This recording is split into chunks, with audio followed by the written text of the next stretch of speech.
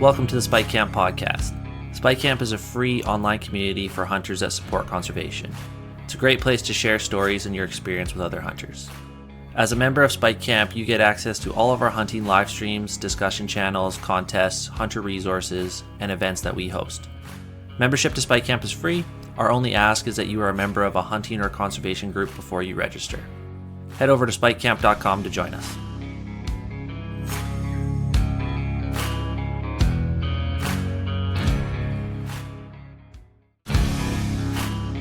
This episode of the Spike Camp podcast is brought to you in part by Frontiersmen Gear.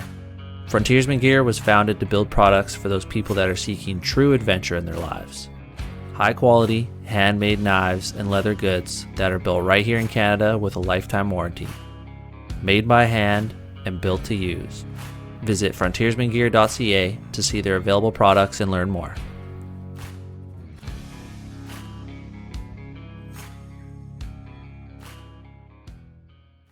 All right, everybody. Welcome to tonight's Camp Chat live stream. I met tonight's guests at the Wild Sheep Society of BC show in Penticton about a month ago. Originally, we were planning our goat camp series, and I wanted to bring these guys on for a night with a couple other guests to talk about goat hunting.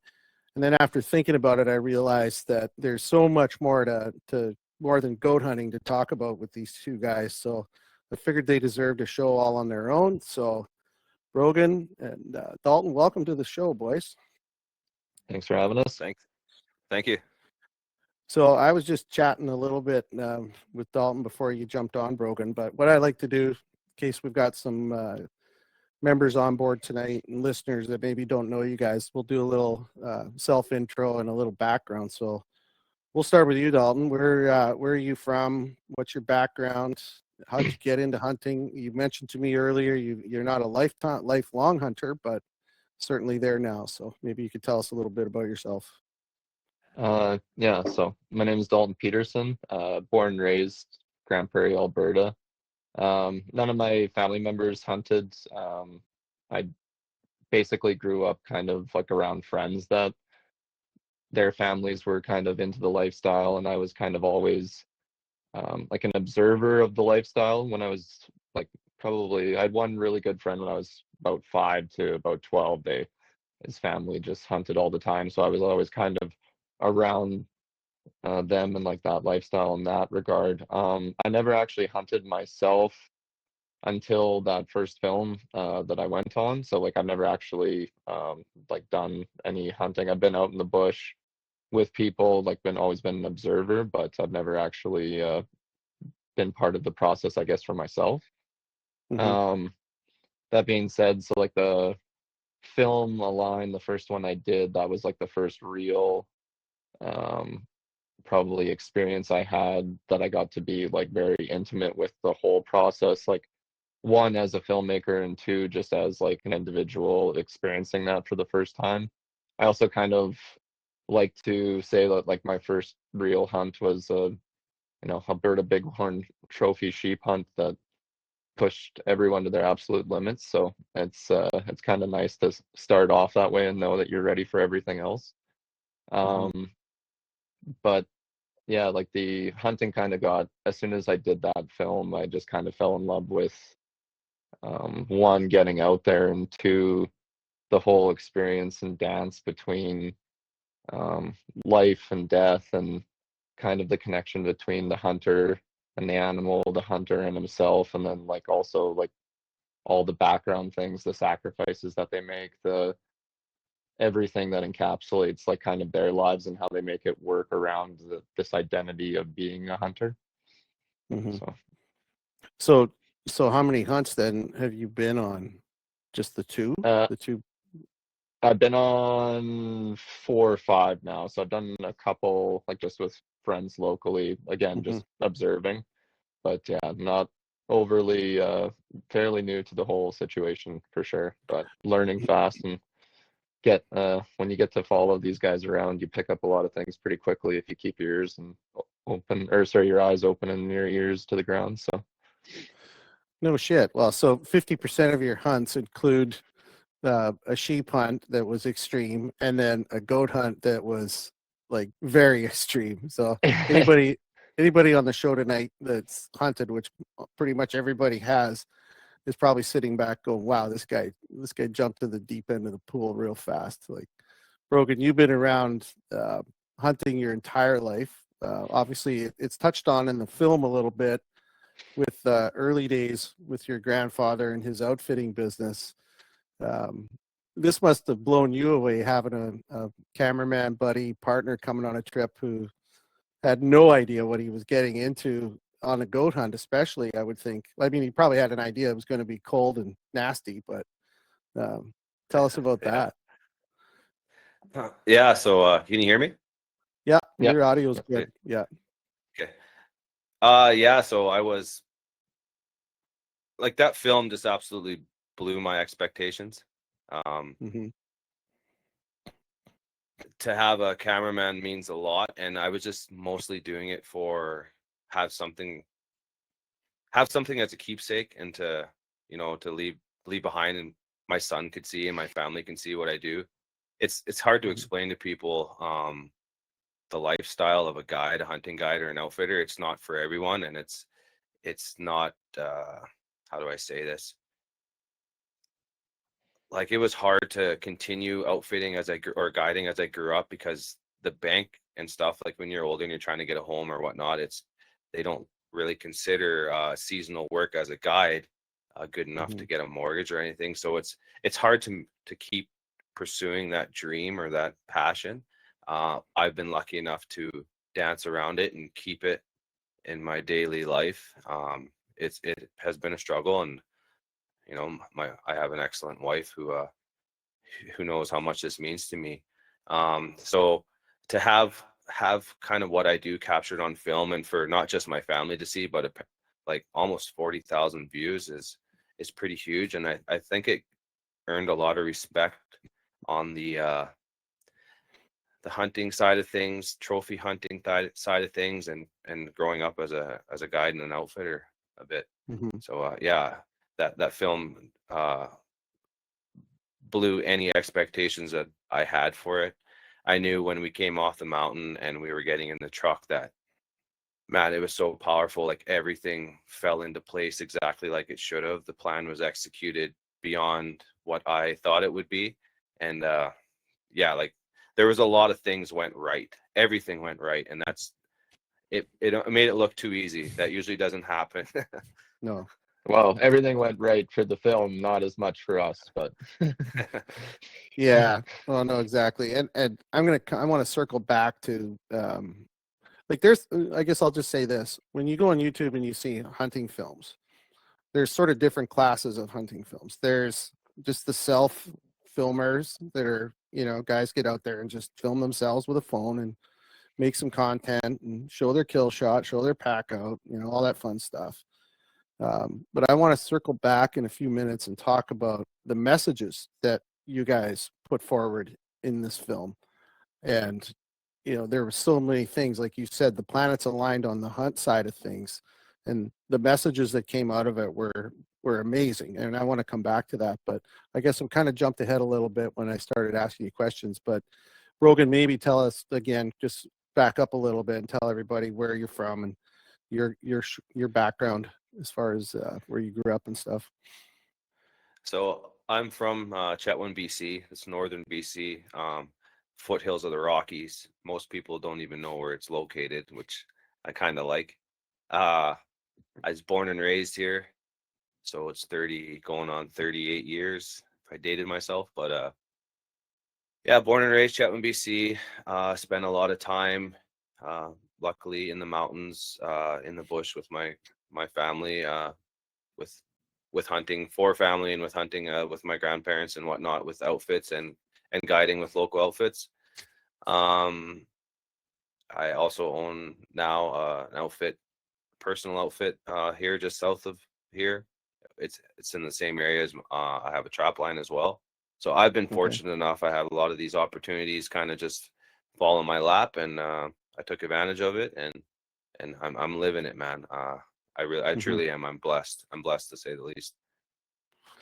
Well, it's interesting. I have a connection to that area myself that goes back to when I moved to British Columbia. I moved here in, it was 1988, and my uncle worked at the time. He was sort of one of my main mentors. He was working at Quintet Coal in Tumbler. And Okay. my first ever hunt in BC was a moose hunt up in that area. And I spent some time bouncing around there, and it's just an amazing country.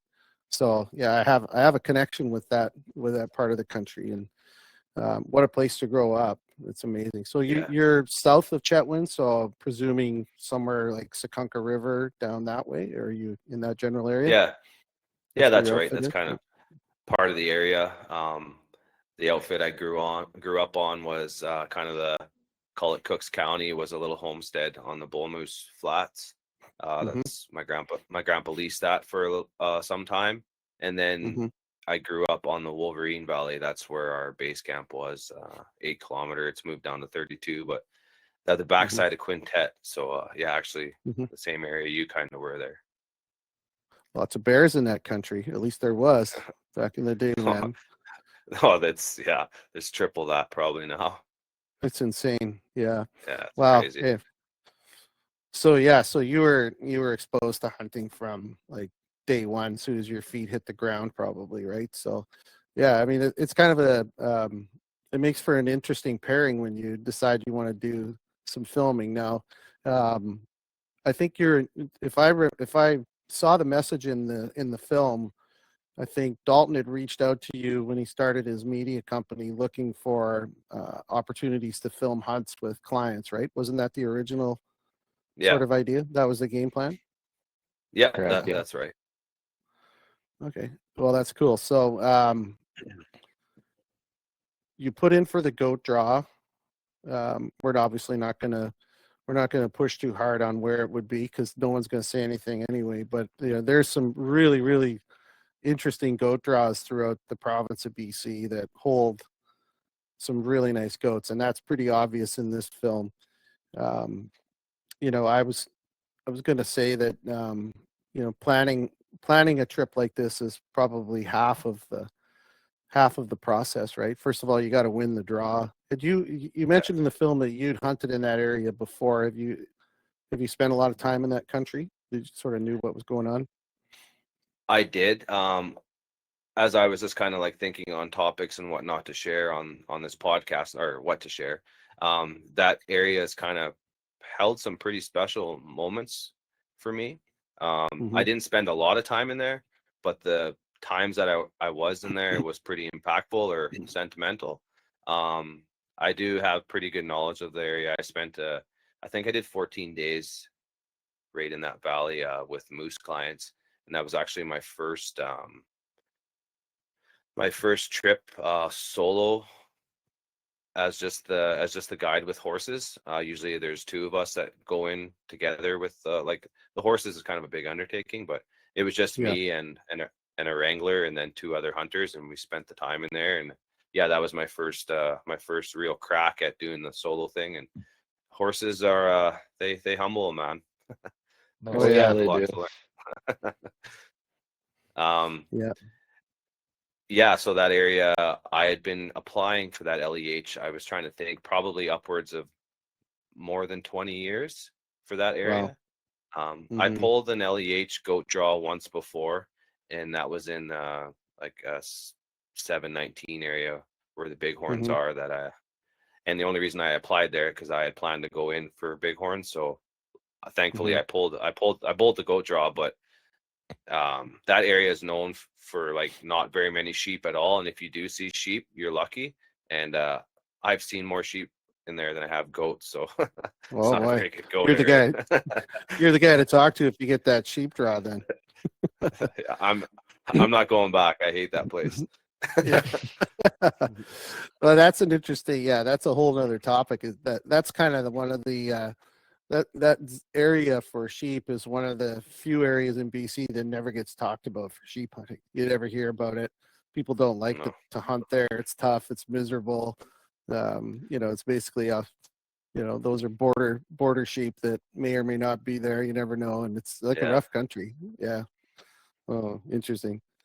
Well, let's They talk call about it sorry. Yeah, they call it the no, go Valley ahead. of the Grizzlies. The So Valley of the there's Grizzlies. Yeah. yeah, if you want to see grizzlies, that's where you want to go. Yeah. If you want a grizzly bear encounter, that's also where you want to go, right? Yeah, yeah. Well, interesting. Well, let's talk about this hunt. I want to get through the film. Um, you know, like I said, the messages that came out of this film, there's so many, and I wanted to kind of unpack a couple of them. First of all, it starts off with some really kind of some heavy footage of your grandfather, and some real tradition is spoken of about the hunt there.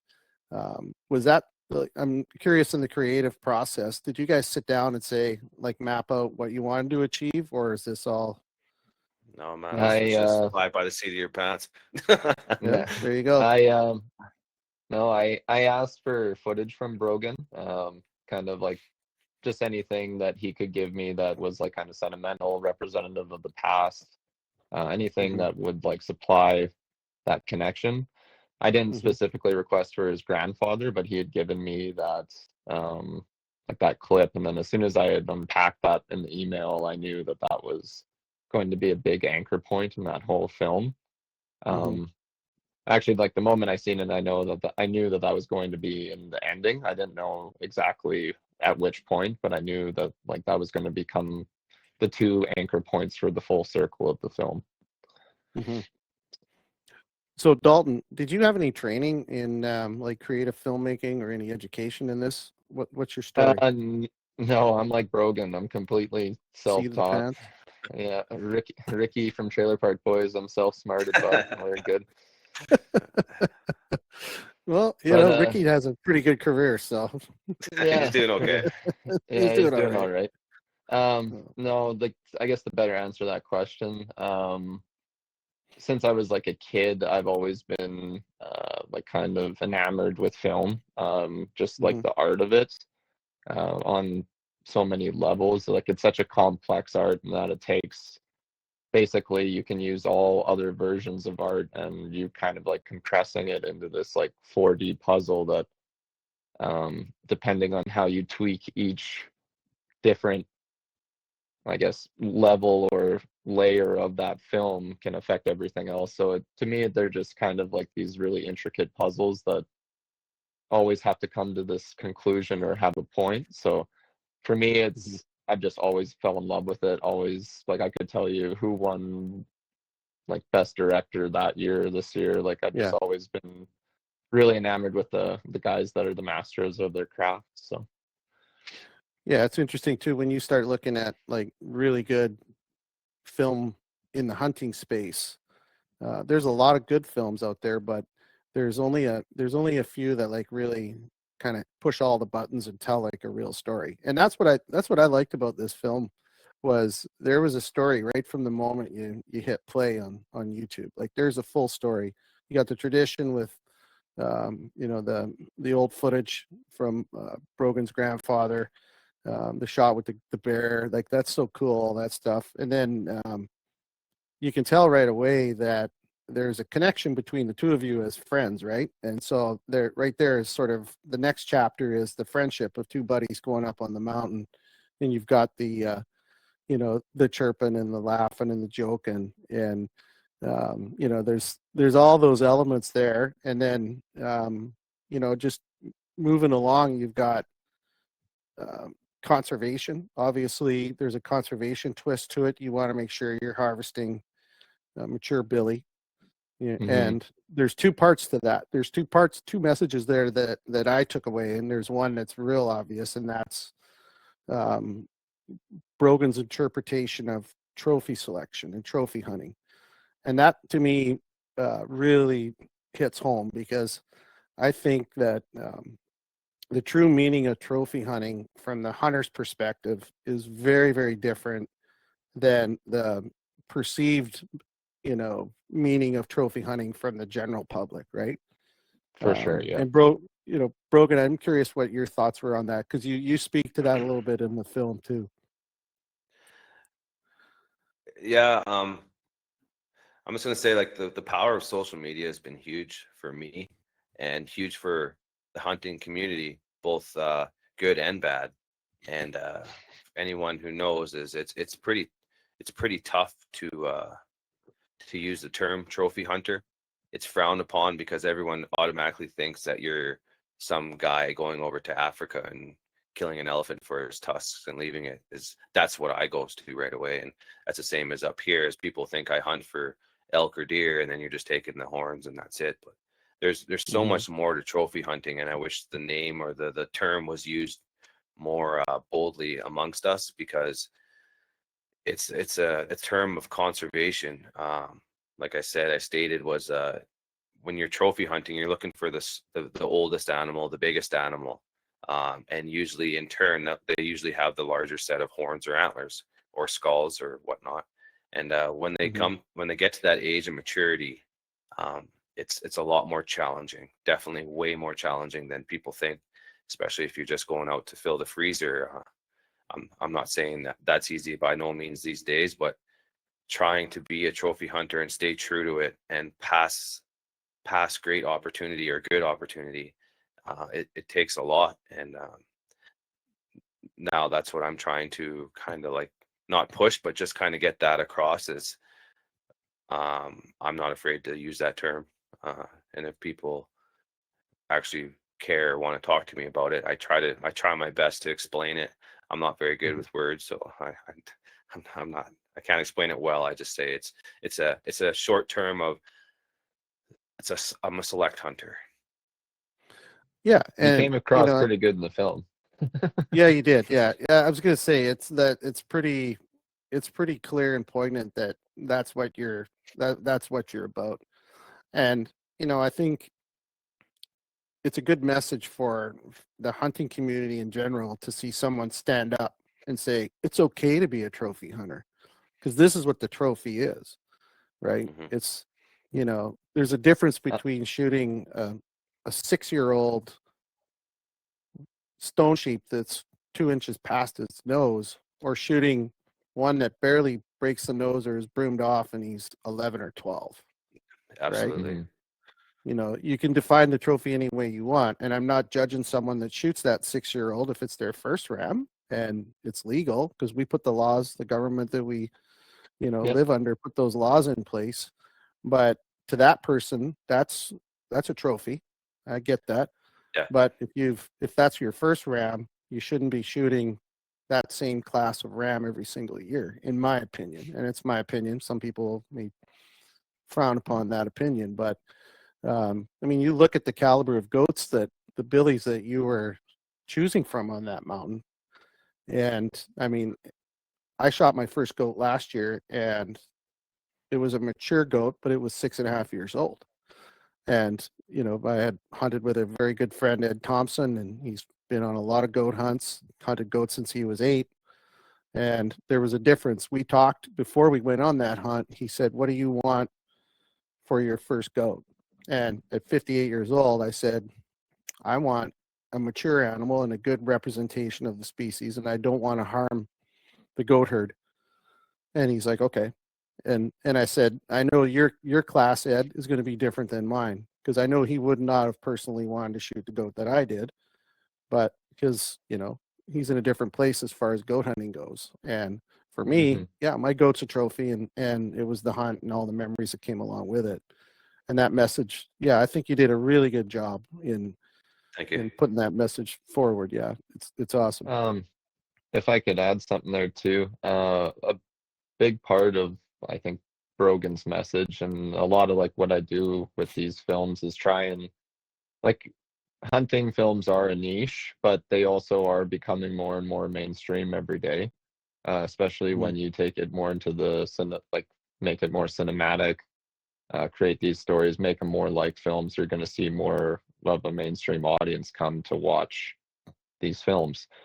And in doing that, I found that in the film, the thing that struck a chord with me the most was when Brogan admitted that there was a weight to actually taking the life of the animal. And I think that's an advantage for me as an outsider, kind of looking into your guys' culture and your guys' lifestyle, is that I seen like a point or an argument that I hadn't really heard much from like the hunting side, because you hear all the time, you know, like it's for conservation, that like reasons to kind of like, Sure. for lack of a better term, justify what you're doing, right? They're totally valid, and I agree with every single one of them. But when Brogan says that there's a weight to what he's doing and that it affects him, that's not a justification. That's him owning what he's doing, and it's giving those people that may not have that real life experience with what he's going through an ability to actually enter and empathize with him, because he's having a human like emotion and connection to that. And I think that's what hunting films need to strive for more, is those connections of empathy. You know what? I mean, you definitely, you put that in a very good perspective. And I'll say this, when you watch the film, that again, the messages, and I think every good story is told, and any good story that is told is better if there's messages that you get from it, whether it's one message for the entire story or multiple. And when you talk about the weight of, you know, the point in time where that goat died, and you look at this basically the shot of Brogan's face when he turns back and looks, he doesn't say anything. You know, I'm not going to spoil it for those that haven't seen it, but watch that moment when he fires the shot and he looks over at you. You can see it. I've only met you once at the show, so I don't know you personally very well, and I don't enough to judge your emotions. But you see it. You see it. It's like, okay. And I'm watching the show. When I watched it for the first time, that was something I picked up on. And, you know, only going by the whole story in the film. Okay, well, here's a guy grew up with his grandfather, worked as, you know, in the bush, hung around, followed his family around. You can only presume at that point in time when you pulled the trigger on that goat, I don't even want to ask the number, but you've killed a lot of animals and been on a lot of kills throughout your life. I bet that you can't even probably count, right? Am I close? Yeah, probably. Yeah, exactly. So you can see it in the moment you pull the trigger, that weight is there, and it's the same weight that you probably had when you shot your first animal. What was your first big game harvest, Brogan? I was trying to think back on this. I think it was, unfortunately, I feel hard for it now, it was a calf moose, because they had the youth draw for calf moose. And I know it was pretty, not emotional, but it was hard then. And there's no way I could do it now. I know it's probably a conservation aspect and some science there, but there's nothing in me to harvest a calf moose now. But that was my first one, I believe. Believe it or not, I think I was 14. So like it was quite a while until I harvested my first big game. I was with my dad and my sister, and I think at the time, I think I had 2 broken arms. I was in a motocross accident, so I had these 2 casts on, and I was shooting my dad's 300 Browning, and I couldn't hold the gun, so I had to rest it on my left hand and then pull the trigger, and it, you know, kicked back. And I think that year I killed a whitetail and stuff too, and I got all these scars on my forehead now because of that broken arm scenario. You were you got scoped because you were freehanding everything without holding it. Yeah, well, that would hurt. Friggin' 300. But yeah, I mean, you can see it. You can definitely see it when you shot that goat. It was like, you know, and again, there's probably a mix of emotions there. There's also there's the fact that you just killed an animal, and then there was probably this emotion, and this thought was like, holy fuck, what did we just do? This is going to be a long day. It's going to be a cold night. Because that temperature, let's talk about that. Like that day, it looked like it started off gorgeous, and then it just looked like it got colder. Yeah, then the wind chill was brutal. That was the worst. It's the wind. When we were going through those first like couple of billies that Brogan was kind of passing over, that was nuts. That was I haven't shooken that bad in a long time. Like and you can kind of, I think there's this angle in the film when I'm like, he comes over and he says he's got to go do jumping jacks, and you can see my leg. Like I haven't shivered like that in ever. Like yeah, and there was, I don't know how. I was gonna say, I don't As know much how as you were I- holding your gun. I was gonna say, as much as that could have been a world record billy goat, and there's probably no way I would have hit it because I was shaking so bad. And when people say or others use the do jumping jacks, like I'm a firm believer, it does work. So I would run to the other side of the mountain and do like 20 jumping jacks and come back long enough to try and get them through the scope again. But yeah, it was brutally cold. Well, you could see some footage there in that particular moment. Like it's the angle back at Brogan, and his teeth are chattering, and he's like, you could see you're holding onto the rifle. I grew up in Saskatchewan, and I can tell you, I've You know frozen what my wind ass chill off. is? Yeah, I know what wind chill is, and I know what those crosshairs do in the wind, right? Like it's like you can't see shit, and like No. you'd be lobbing bullets there. Well, it's interesting. The other message that you get, and there's so many. Again, the trophy hunting, the selection, the adversity. How long was this hunt in total? I was going to ask. Like, was it just a couple days? Yeah, we pretty did short. 2 nights up there, so like 2.5 days, 3 days. Okay, so But- what's in the film is the full content of the hunt. Then there was no, because some of those hunts they'll show the Chopped. clips, Yeah. right? They'll chop it up. Yeah, No, Yeah, that's that film was film's pretty linear. yeah, Mhm. that's awesome. So you That got was exactly how it had to go that way. Like we only had select amount of days off in time, and that was probably like my last kick at the can to go up there. I was so busy this fall, and it didn't play out the way I wanted it. I wanted to go up there a couple times and scout, and yeah, like so I'd been putting in that draw, and I kind of made it a thing that if I did pull that draw, that I was gonna stick to archery. I really wanted to do that with a bow and arrow. I'm not an archery hunter, so to speak. I heard this term once before. I'm a hunter who occasionally hunts with a bow, and I killed just about everything you can take up here. And I just wanted my first goat to be with archery equipment. Unfortunately, that was the only part that I regret, was I wasn't able to execute it with a bow. But man, it takes a different skill level to do that. Oh man, does it ever? Do you think this goat you could have taken with a bow? The opportunity was there. I probably would have blew the shot. Wow. You might have got another one. I don't know. Yeah, maybe would have been full blown Robin Hood up there. But let's just say the film wouldn't have been as impactful. Yeah, it looked like it was a fairly close shot. How many yards was he? I think it was about 60, 65. Yeah. Maybe. And then there was a nanny. I would say Couple even minutes. closer than that, probably like 50, maybe 40, like 45. He was pretty close. Yeah, originally I thought like 40, but everything looks a little closer than in reality. So I would say Also, probably 60, Mhm. maybe. What were you using for a rifle there? That was my caliber-wise? lucky 308. Yes, 308s kill, man. They do. I've killed a lot of with that rifle. It is pretty slow. Like I have a 300 short. I love that caliber, but I just this 308 of mine's got a lot of sentimental value, and I take it everywhere. It's really light, Browning Mountain Titanium, so I take it on sheep and stuff, and I've missed a lot with it, and I've taken a lot with it. It's a good gun. Anybody who says they haven't missed is lying. But yeah. Yeah.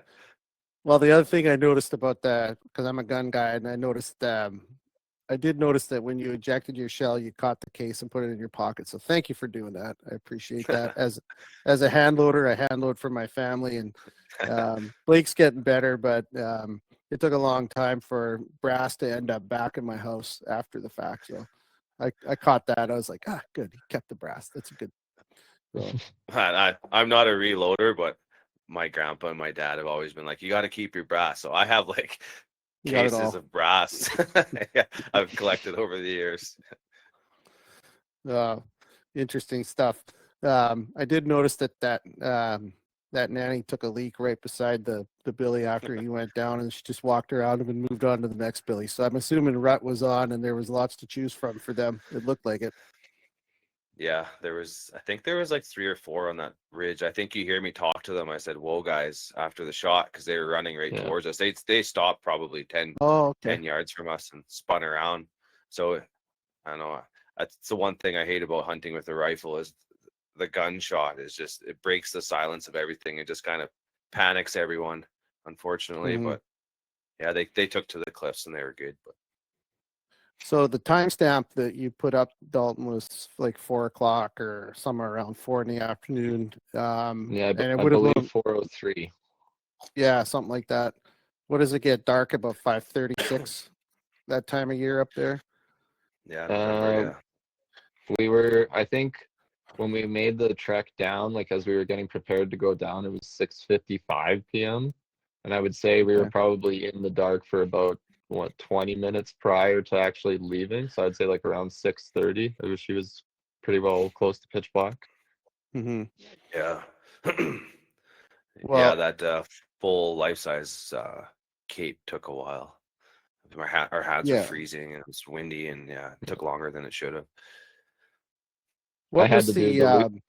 Oh, Sorry, go sorry. ahead. I said I had to do the Luke Skywalker into the just to keep my hands warm.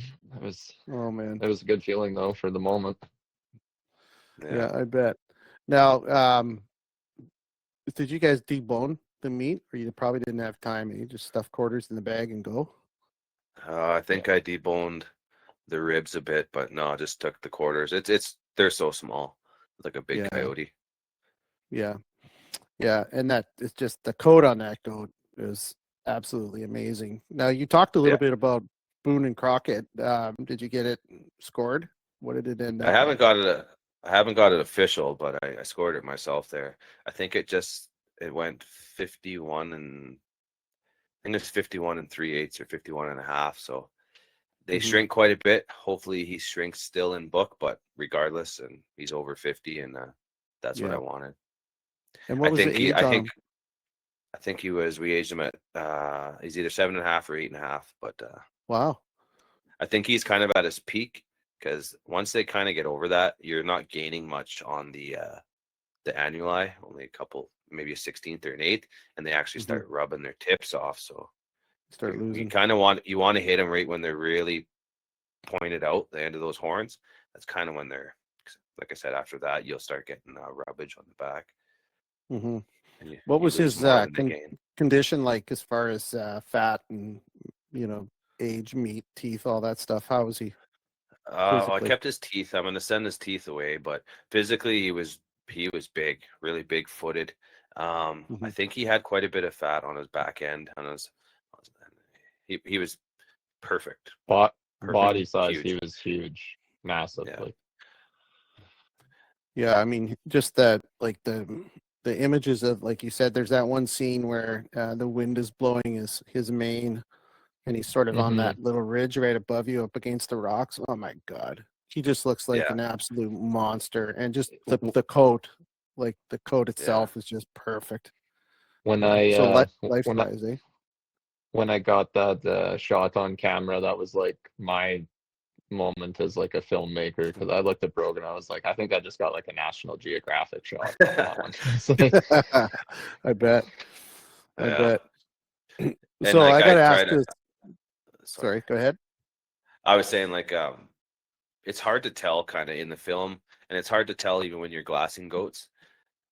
Like when you know it's a billy, they all look big. Like Hmm.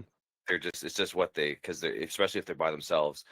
If I'm going to give any advice to anyone who gets a draw and who's going after trying to find a big billy, like you try and do a few trips. My first time goat hunting, I was with my boss and one of my good friends, Blaine, and we were going to take this billy. We had a hunter, and I just remember looking, and he was with the other nannies and kids, and I was like, "Holy man, that thing's huge! Like, take him!" Like, he was big, and he's like, he's pretty hardcore. He was like, "No, we're waiting. Like, you'll see bigger."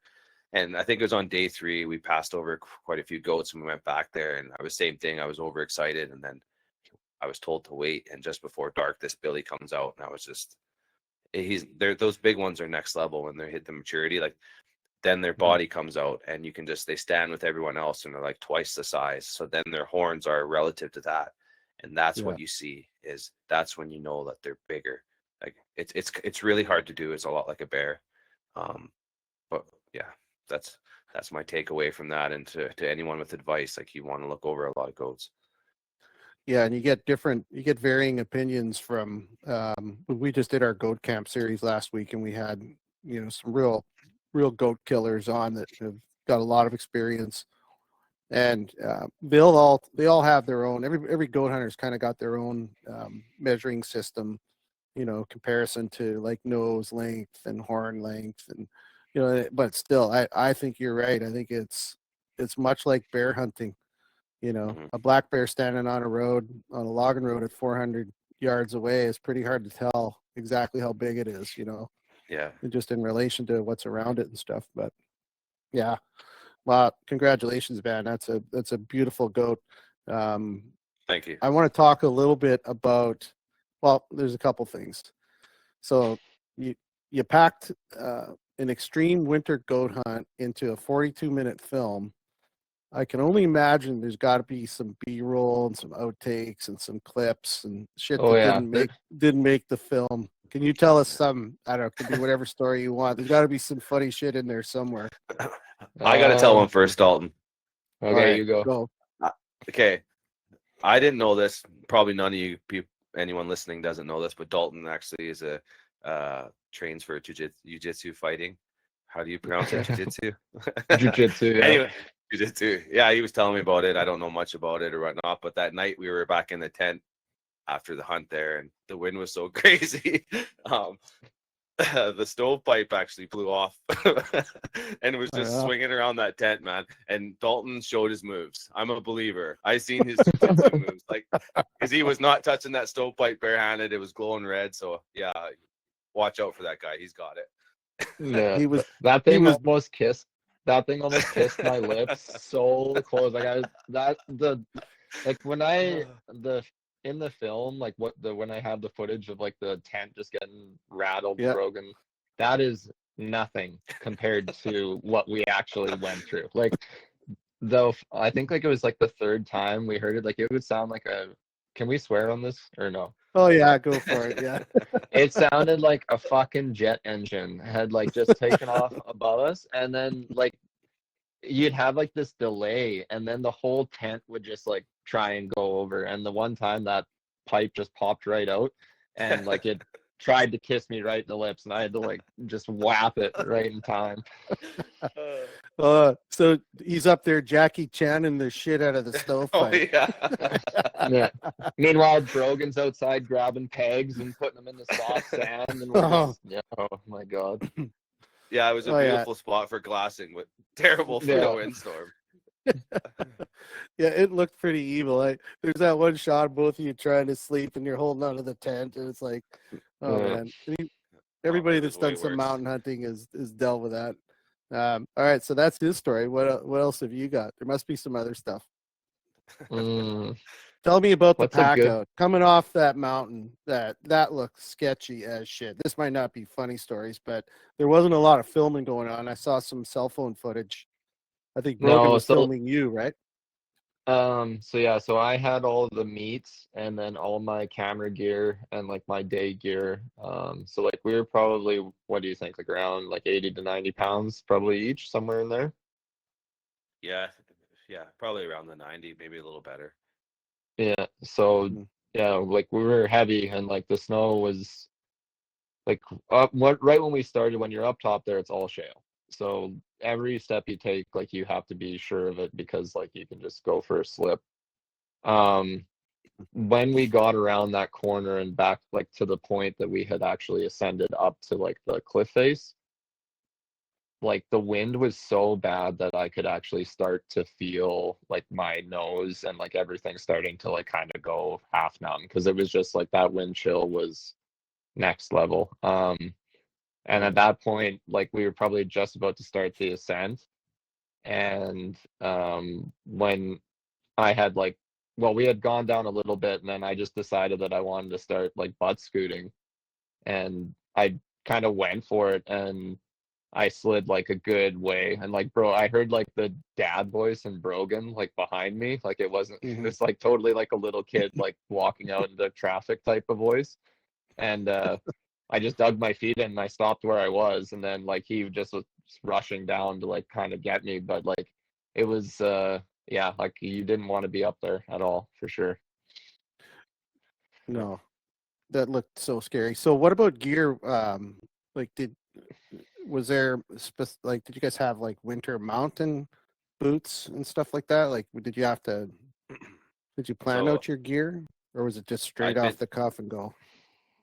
I did a trip up there maybe 4 years prior with a friend of mine, and we got a billy for him, and there was snow on the ground, and I took them fucking bunny boots. You know what those are in the pipeline? Those Yeah. white things, zero Yeah. tread on them.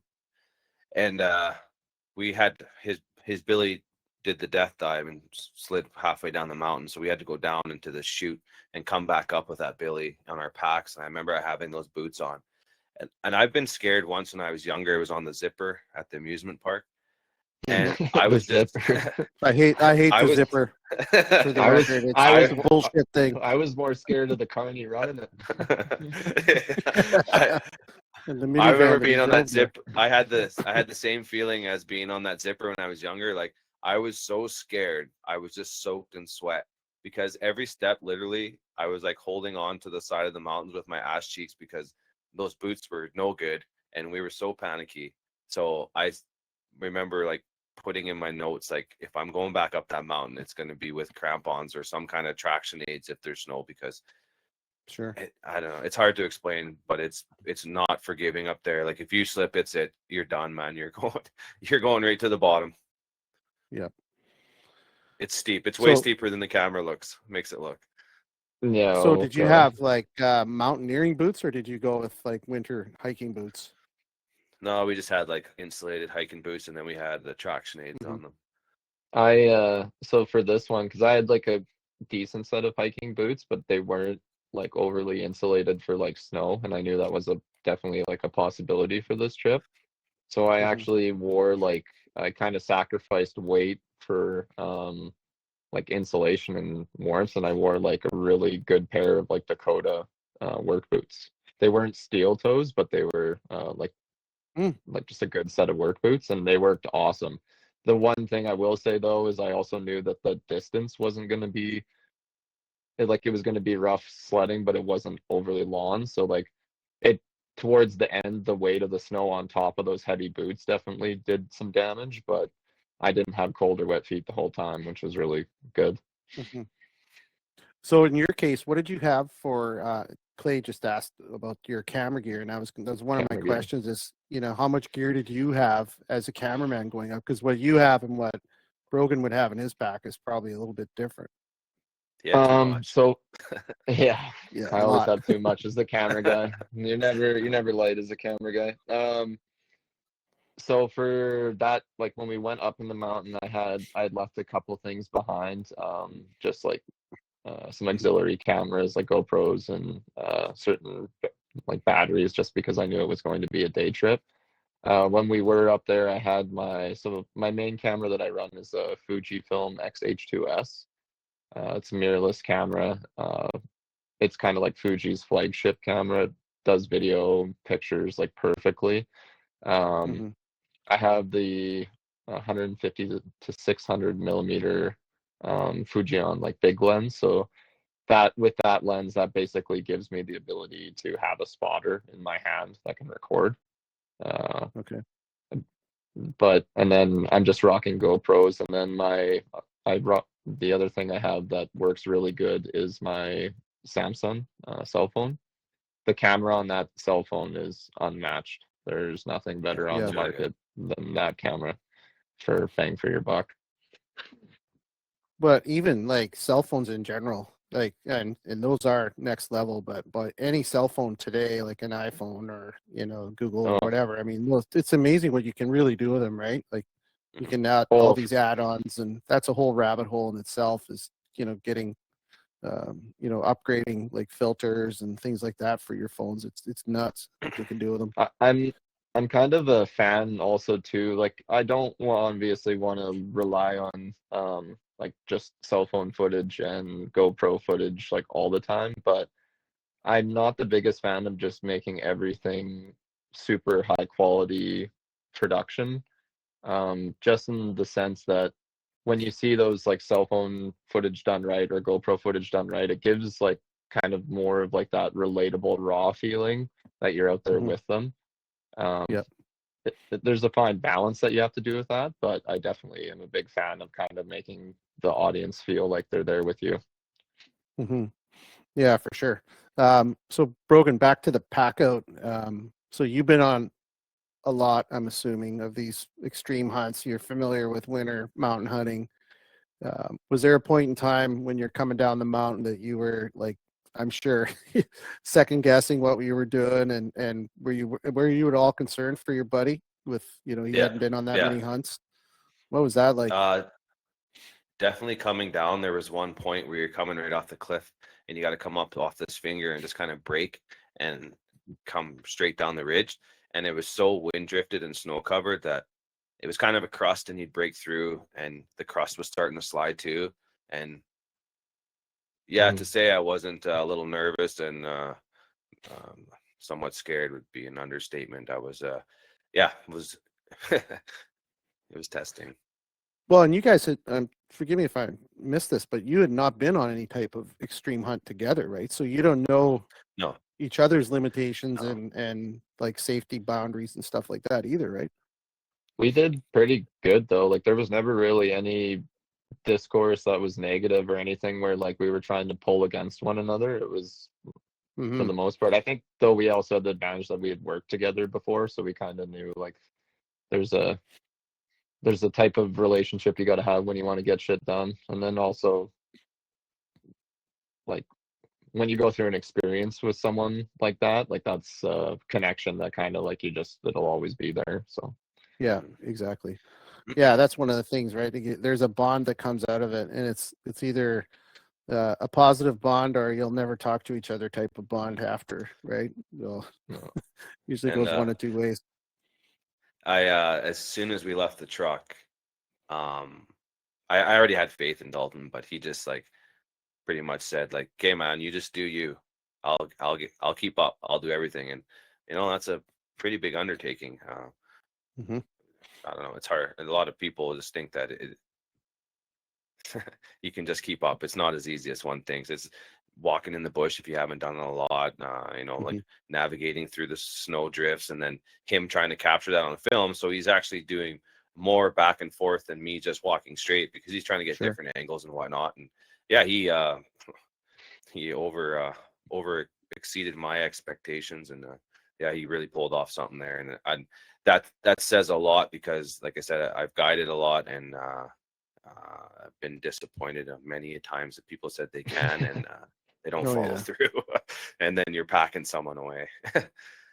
I didn't have to pack them, so that's good. Yeah, there's a couple statements that come out. There's the "I can" that you hear a lot, and then there's "I will," and you usually hear "I will" after you've heard "I can't." You got breaks down or whatever, and some people, everybody's built a little bit different, but I can only imagine, you're a mountain guide, and then the guy behind you says just be you, and like you said, he's got to do all that work and do all that filming and slowing it down. What did you think of the actual process of filming a hunt as a guide? Have you done it before? Have you been on filmed hunts? No. No, I don't think so. No, this has been my first one, and I learned a lot, or didn't learn a lot, but watching his first film, and anyone who's been sheep hunting, it's a different game up there. It's not the hunting and the chase is kind of like 30% of it. It's 70% of just staying up there, keep staying gritty, pushing through. And he did that. And I probably wouldn't. I don't know. I probably wouldn't have brought him on a winter goat hunt if he'd just been filming a deer hunt from a blind on a field or something like that. So yeah, he earned it. Bring my Converse shoes and let's get out there. Yeah, there you go. Nike backpack. Yeah. So, is your dance card filling up, Dalton, as far as getting business? Like, is it started to circulate that you're out there? You're starting to get more work? Yeah, honestly, like since this film has come out, it's just kind of, there's no other way to put it. It's kind of blown me away at the response to this film. And then also, uh, like within, I think, a couple of weeks there of the film being out, there was people contacting me and trying to like get booked. And then when we went down to Penticton and got that award for the film, we definitely that opened a lot of doors too. But we think as of right now, going into the next season, we're at 4 confirmed like films, and then 2 of them are like 2 weeks out, like way out there. So there's there's a local guy here too that we got big plans. I can't say anything quite yet, but Sure. yeah. And by we, he means him. Like, I'll probably never see Dalton again. Yeah, oh Jesus. He don't have time for me anymore. Yeah. Yeah. He's bigger. He's big now. He's No. big news now that Yeah. he won that award. Yeah. No. Perfect. It's good. It's good. No, I'm not. No, it's Clint- awesome. Clint- he's Clint Eastwood down there in the bottom. Chetwin knows his Yeah. name. Chetwin knows his name. woohoo. No. All 300 of us. The Chetwin 300. The Chetwin 300. Well, you know, I watched you go up on stage to get your award, and it's kind of funny because it's you know, it's one of those things at that show where when they bring the people up on stage, it's got to be a bit overwhelming because depends on the time of the evening God. or which night, because most of the time the room is it's such a big room, and the bars are in 3 corners and people are having drinks, and half the time they're not listening. All depends on the speaker, mind you. We saw, I'll leave it at that. But you did a good job. I saw you go up there, and you looked a little nervous when you started, but I thought it was great. I loved your speech and stuff. It was awesome. Yeah, thank you. Funny story here is me and Great I speech. I was under the impression that it was Saturday, so I was well into the festivities, and then I got told like about 30 minutes prior that It's tonight. it's tonight. So I'm like, okay, whatever. I've had like good courage. I was definitely a little nervous for sure, and I think that, like you said, it showed a little bit, but that's okay. We say la vie. But the funny thing was I didn't even know Brogan was sick at the time, so Brogan wasn't even there. I had to call him after to tell him that we won. Oh, really? My phone's going off, and I was just like, I'm just gonna get some sleep tonight because Dalton assured me that the awards are tomorrow, so I wasn't in big. Mhm. I didn't plan on going out that night, and then my phone was going off like crazy, and then he's like, I got good news and bad news, but it was all good news. The bad news was I wasn't there, so I felt I got dressed really quick and ran over there, but I felt bad for missing that. But Did you have that no. blue bug that was going around the show? Is that what you had? Yeah. Yeah, I did. I think he brought patient 0 there, Frick. Oh man. Chetwin Bears. No Yeah. Oh man.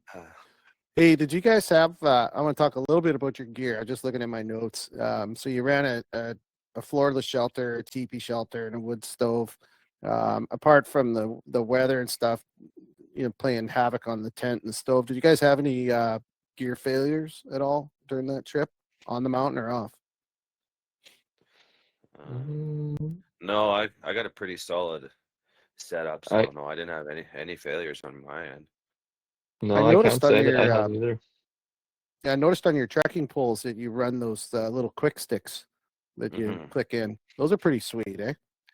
Yeah, and for the cost and the weight, like I don't know, I never really used them other than there a few times. But my cousin actually, she shot like her first animal, her first deer was like 160-inch whitetail, and she used those and did a 320-yard shot off them. Yeah, like for having them, and not only is it good for a tripod, but it keeps them together. So when you throw them in your pack, like you just snap them together and you never lose them. Like they're for $30 American or whatever they are. It's pretty good money spent on those.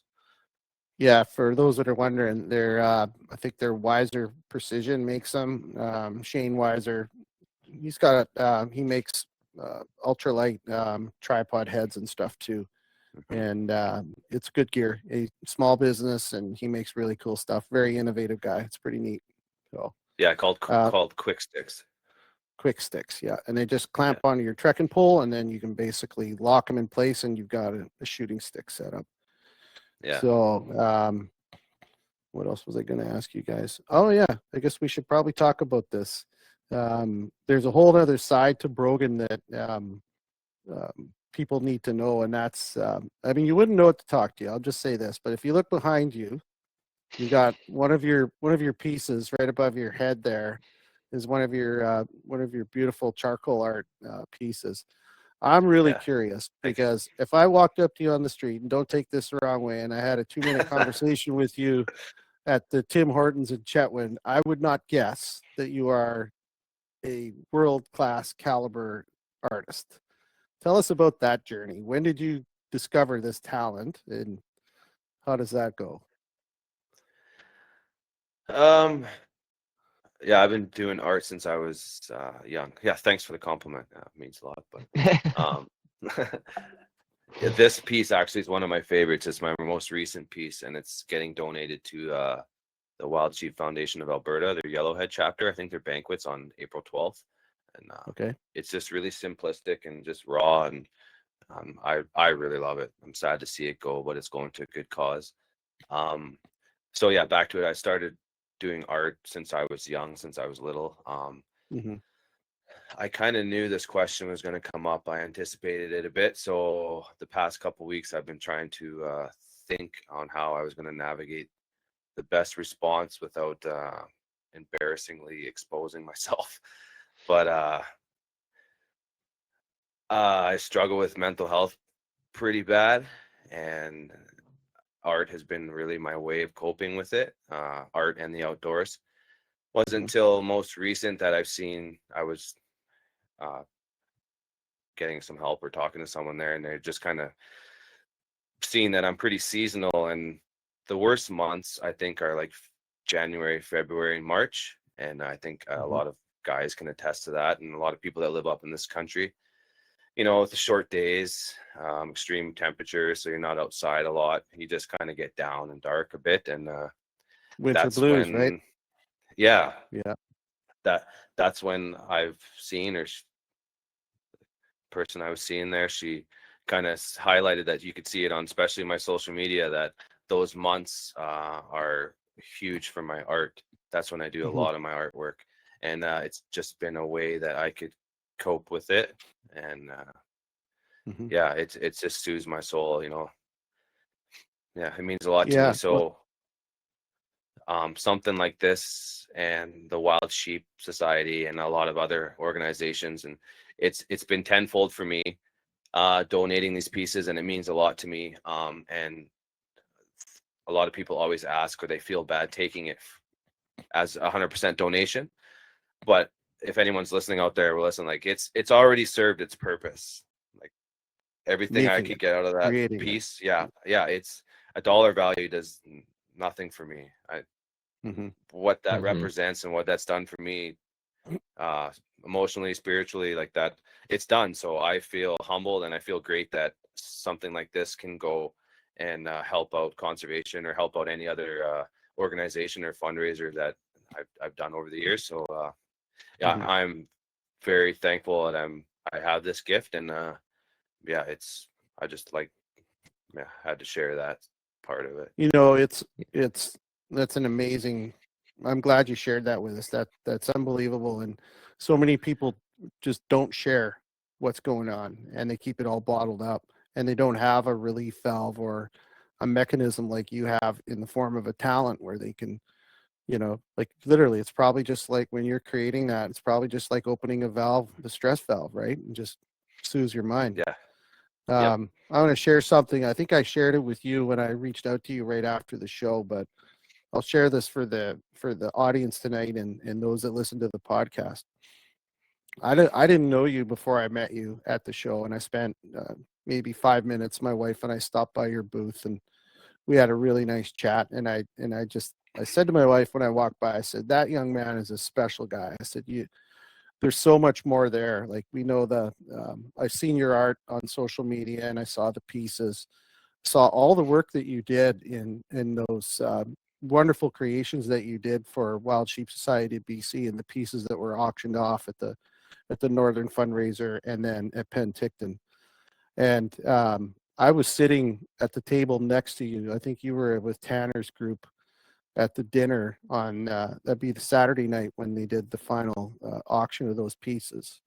And when that sheep horn was going up and you could see the people bidding on it, I was watching you, and the reaction that I saw on your face when, I can't remember how many dollars, I'm sure you know exactly to the penny what it raised, but I saw this, like you were so happy and so proud. It just was like just beaming. You were like fist pumping, and you were just so emotional.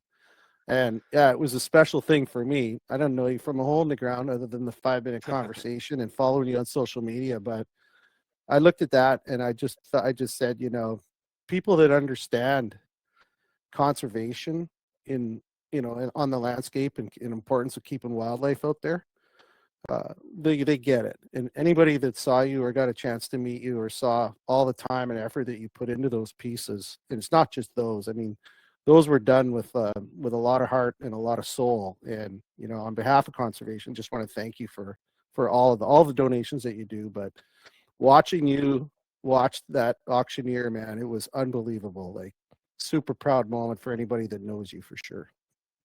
Yeah, thanks. Those I truly enjoy the auctions, and like you said, it's like I get nervous and butterflies. It's like that whole other feeling. It's same as when I'm hunting. Like it's exact same, and Sure. I'm just blown away and shocked at the amount of support my art has got and the dollar value it's brought in. I never would have dreamed in a million years that something I created and how I created it means more to people than how I created it. What did I create it with? Like I said, like it's, I can't explain it. It's so cool. So cool, buddy. I don't even know what to say. I mean, it's just awesome. And I think there's so much untapped talent. Sorry, go ahead, Dalton. You wanted to say something? I was just gonna say it's cool to see like when you opened up there, the weight of like your pencil or your pen, like all the weight that you put behind everything that you do in your art, to see the weight of those emotions transform into something that's positive. That's what life's all about, man. Yeah, and I recognize that now, and it really helps. Like, yeah, this artwork is it's a way of coping, and it's pretty special.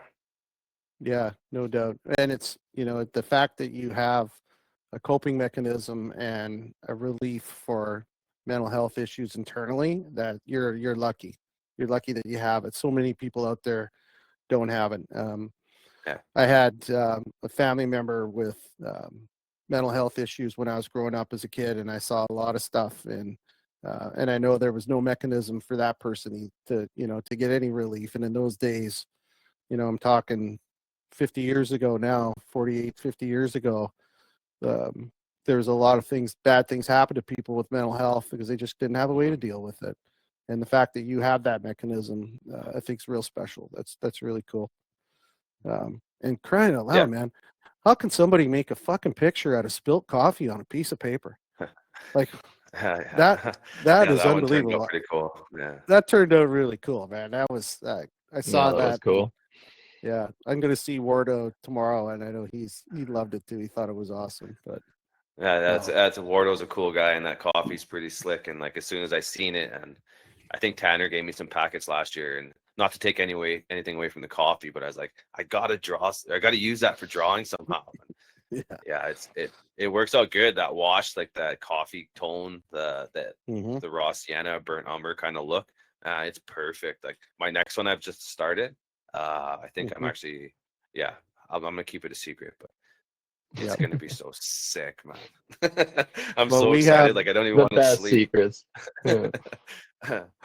I'm always looking for stuff. One of the things that we do, obviously at Spike Camp, we're trying to give back to the hunting and conservation in general. And so we run this rewards program, and it's one of the things we do, but we also get donations from friends and from companies, and we give stuff away. Like everything I get, I pretty much give away to the members or, to Wild Sheep. I got a rifle sitting in a custom rifle donated from a buddy of mine. We get 2 or 3 guns a year given to us, and we're putting together a fundraiser / membership drive for Wild Sheep and the Goat Alliance in Alberta and BC, and trying to do that. And there's such a good reward, right? Just knowing that you're helping and giving stuff away. But we get all this cool stuff. We work together with companies, and we trade promotion on the platform as we grow. It becomes more popular in exchange for them giving us stuff. And one of the things we're doing tonight, I put together these little bundles. We've got some Trail Fair Foods, Northern BC company. They make good stuff. We got some samples, a couple packs of their food. I've got a deal with Wardo. He gives us a bunch of coffee to give away. And then Also good stuff. Also good stuff. Yeah, it's actually really good coffee. Yeah. Yeah, I travel all over the world for work, and it's always in my bag because I get some of the shittiest coffee on airplanes and hotels in Europe. For those of you that are from Amsterdam or the Netherlands, I apologize in advance, but your coffee tastes like dog piss. I hate it. I cannot drink it. I take Wardo's coffee. Maybe I'm going to the wrong store. I don't know. And then this is a new brand that we brought on, Wilderness Athlete. I don't know if you guys have you ever heard of them? They're out of the States. They make great stuff. We're going to be giving away samples. So tonight we're giving away a little bundle, a little sample bundle. I'm going to ship it out. Awesome. And Blake's pulled a winner. I think it's a new member, Ron Scheibel. If you are the winner, nice. I'm going to get in touch with you, Ron, and you're going to get that little package. Congrats, dude. That Wilderness Athlete stuff, awesome. I use that a lot. The hydrate and recover. The hydrate, recover, and the energy and focus. But I definitely, when sheep hunting, I pack that hydrate and recover. It tastes excellent. I think it's like you can get different flavors, but I think I take the Arizona peach or something. Yeah, I just tried that one. I got my shipment from them here, and they gave me like 5 new flavors. That peach one's really good. Yeah, I just tried that. You put that stuff in your hot water before you go to bed, and it's like a hot tea. It's excellent. Yeah. I gotta try that. I gotta try it. So we also do the member rewards program once a month, and basically we've kind of gamified the platform, right? So if you're on the platform like you are tonight, everybody on here is getting points tonight that go towards the prizes. And then once a month, we do a giveaway. And one of your good buddies and one of my good buddies is none other than Tanner. Ooh, Tan the man. Tan the man. We got a bison leather rifle sling and a beautiful wallet. Bison leather, nice stuff. From Lewis, the another artist from the north. Where do you guys come from? I don't understand it. But those are going to be a couple of our prizes that we're giving away this month in the rewards program. So I'm going to be chatting with you here to talk about the other business we want to talk about. You got so many things going, Brogan. It's hard to keep up. Tell us about your elk call business. Too many. Or your call business. I guess it's more than 1 second. Yeah, maybe Dalton has one. I have one over there, but so the elk call business side of things, like there's the casting ones. I actually just handed that over to my best friend Scott.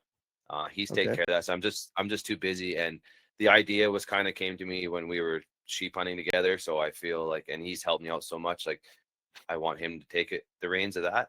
I just kind of strictly stick to the custom one-off real antler ones, so I can do the custom orders. But that one there is a cast one, and they sound amazing. So we were on a shed hunt together.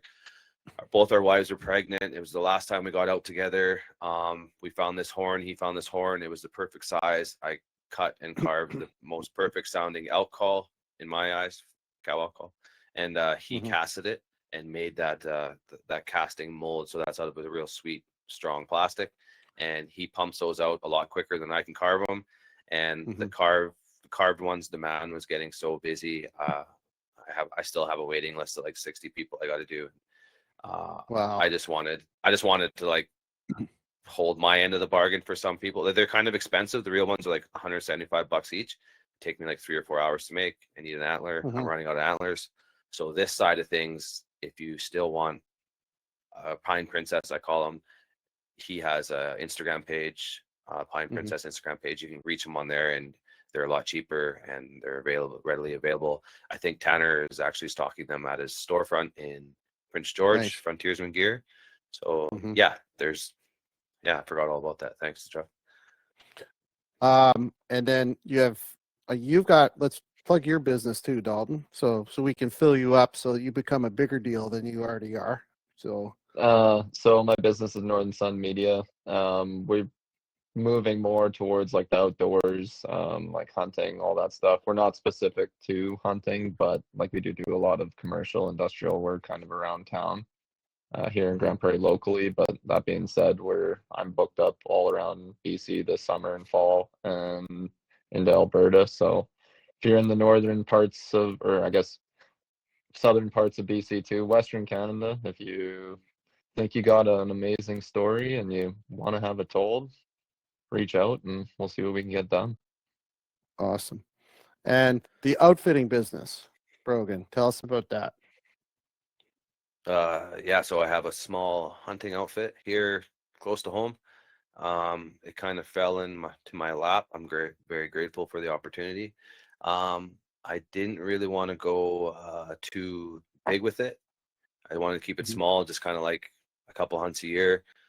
I have a full-time job. I'm a power engineer at a gas plant here. I don't want to lose that. I have a small family, but I'm really starting to step back and think about I don't know, life in general and how I grew up in an outfitting business and how it's kind of like I have this opportunity just laid in front of me and I should probably do something with it.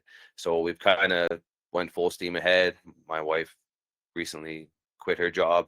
She's looking care of the bookings and all that stuff. There's a lot of paperwork with it. Yeah. And as of right now, it's still just probably solely me guiding all the hunts. I'm going to take on maybe 1 or 2 guides. I'm in the works right now with some local guys. And I want to keep a small operation. I want to focus on still trophy hunts. I'm not there to make $1 million and shoot my area out of wildlife. That's not what I believe in. And I want people to trust me, my name, my outfit. If they're booking a trophy whitetail hunt, if they're booking a trophy rut elk hunt, they can bet that I'm going to put in 150% to get a trophy. Not the first 6-point that walks out, not the first 4-point or any buck that walks out. Like I put my heart and soul in this stuff. I love it. Like I said, it's like my artwork. It helps me cope with life. It grounds me, and I'm very passionate in outfitting, hunting, and quality. Yep, for sure. And that's Burnt River Outfitting, right? Yeah, Burnt River. And if Okay, you what we're want gonna me do? to follow you around with a camera while he does that, That's right. There you go. There you go. Well, I'm hoping that nothing but success for both of you guys, and I'm sure the path is already laid out for you, and you're going to do very, very well. What we're going to do for both of you guys, Blake's going to set you guys up with ads on the platform. We're going to place some ads for you both for all your businesses and keep you in there. And I like to finish off these interviews with a few quick questions, kind of off the cuff here. So let me see here. What can I ask you? Well, I'm going to start with Dalton. You're new to the hunting game. You've been exposed, fairly new to the hunting game, but you've been exposed to the hunting and the conservation side of things. What would you say, what does conservation and wildlife conservation mean to you now as someone fairly new to the scene? I guess that's a pretty good question. It's pretty broad in a way. There's a lot of different ways that you can, I guess, apply yourself to that term. But I think that conservation at the end of the day means that you're giving back just as much as you take, if not more, from like the land that we call home. So like, for instance, this film, what I'm doing as a business is I can't do that without sheep on the hills or goats in the mountains. I can't do that without deer in the bush, or the people need the ability to do that. And also, like, part of hunting is connecting to the land out there, right? So unfortunately, the dollar amount tends to be the most effective compared to other things, but I think that, like, conservation is just basically reassuring yourself that you're going to have that for the future generations to enjoy, and that's probably the most important thing you can do. So I guess part B to that question, part 2 would be, was the Wild Sheep Society show in Penticton your first conservation show from one of these organizations? Second, actually, I did the Dawson Creek one too. Okay, so with the Wild Sheep events, yeah. Well, nothing lays it out for you like those shows, right? When you see what happens, and the dedication from the membership of the Wild Sheep community is just unbelievable. I even ended up dropping, like, I think $1,200 on Adam Foss's picture there. So I even got in on some of it is a beauty pick. Well, Adam. But yeah, so I kind of got caught up in that moment of the auction, and I figured, why not make the contribution? Yeah, I've got caught up in a few of those auctions myself. My wife will back that one up. So, all right. Well, we already know your thoughts on conservation. It's evident in your artwork, Brogan. So I'm going to ask you more of a fun, less serious question. So perfect. If money was no object, time was no object, what would be the ultimate dream hunt for Brogan? Anywhere Mongolian ibex. Mongolian ibex, that's it. Ibex, Mongolian ibex. Wow. Yeah. I'm coming with you. Yeah, that's going to be filmed, right? King of the Mountain Part 2, maybe 2.0. Yeah, that was quick. That's a dream hunt of mine. So why the ibex? Like, I thought you were going to say something along the lines of like one of the big sheep over there, but what's the attraction with the ibex?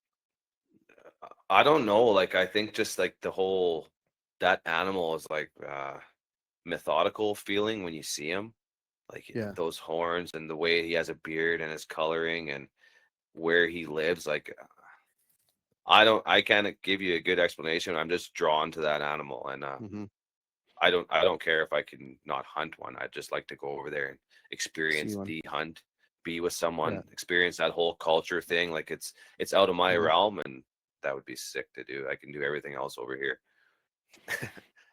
Yeah, exactly. I mean, we live in a pretty special place when it comes to dream hunts. I mean, people pay 6 figures to hunt stone sheep, right? So there you go. Yeah.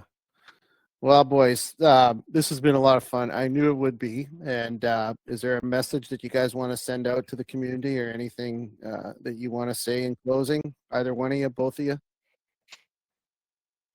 You want to go first, Brogan? Or? Sure. I just want to thank Spike Camp. I want to thank everyone that's really supported my artwork and have followed me.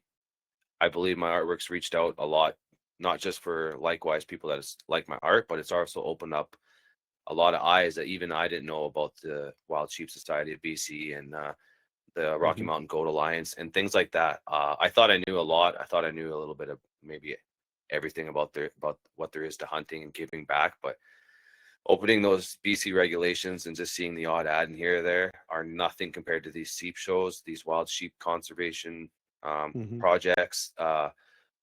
I'm drawing blank here. There's a lot more. Rocky Mountain Goat Alliance, GOABC, so the Guide and Outfitters Association of British Columbia. There's a lot of behind the scenes that are putting in a lot of work. There's so many volunteers. It's almost so powerful and moving when you go to these events. You thought you did a lot and you thought you cared a lot. There is people at those events that are just like next level, just like the kindest, the biggest hearts. They want to give, all they think about is giving, not taking. So I just want to thank everyone. I want to thank everyone the opportunity to brought me into these events. There's Tanner, there's Bill Pastrick, there's Kyle Stelter, Greg, yourself, Chuck. I'm missing a lot of people. There's been so many strong personalities and humbling people, and I want to give a shout out to Wild Sheep Society of BC that they've done so much for me and for our wildlife, not just sheep, our wildlife in general. Thank you. Amen, man. Yeah, absolutely. Amen. Well said. All right. All right, boys. Well, thank you very much. I'll be in touch. This live stream will be posted up. It's recorded, so it'll be posted up on our podcast channels on Spotify and Apple, and on our YouTube channel. And just the Sweet. last thing, there's a couple days left. If you everybody who's a member of Spike Camp, and anyone who joins Spike Camp between now and April 7th, you get one automatic entry into our African hunt giveaway that we're going to be drawing after the 7th. And that's a hunt for 2 hunters. You get 2 animals each. And it's basically, you got to get your plane ticket to Johannesburg, and the next 10 days are all inclusive. So if you want to refer a friend or buddies, anybody you know that you think should be a member here, get them over. You put your name in as well, and you get an extra entry. So anyway, thanks a lot, everybody. Thanks to the members. We had a few new ones here tonight, and everybody be safe. We'll be in touch. Thanks, guys. Thank you. See you guys. Good night. Thank you.